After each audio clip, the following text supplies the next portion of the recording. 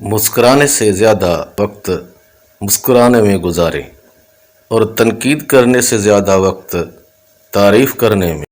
بہترین مشورہ جو میں کسی کو دے سکتا ہوں وہ یہ ہے کہ آپ زندگی میں جس چیز کے بارے میں پرجوش ہیں اس پر کام کرنے میں اپنا وقت صرف کریں۔ کسی بھی چیز کے بارے میں سیکھنے کا بہترین طریقہ کرنا ہے۔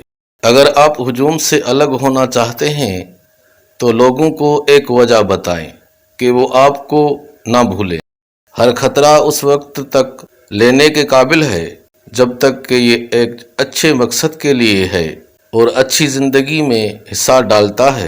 میں کام کو کام کے طور پر نہیں سوچتا اور کھیل کے طور پر کھیلتا ہوں۔ یہ سب زندہ ہیں۔ آپ کے خواب آپ کو خوف زدہ نہیں کرتے ہیں تو وہ بہت چھوٹے ہیں۔ کاروبار محض ایک خیال ہے جس سے دوسرے لوگوں کی زندگی بہتر ہو سکتی ہے۔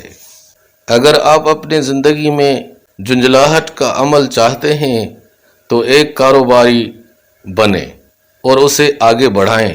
میرا فلسفہ یہ ہے کہ اگر میرے پاس کوئی پیسہ ہے تو میں اسے نئے منصوبوں میں لگاتا ہوں اور اس کے ارد گرد بیٹھا نہیں ہوتا۔ آپ کسی ایسے گاہک کی طرح سوچ کر کبھی بھی زیادہ غلط نہیں ہو سکتے جو کاروبار میں نیا ہو۔ کاروبار وہ ہے جس سے ہم فکر مند ہیں۔ اگر آپ کو اس کے بارے میں کچھ کرنے کے لیے کافی چیز کی پرواہ ہے تو آپ کاروبار میں ہیں۔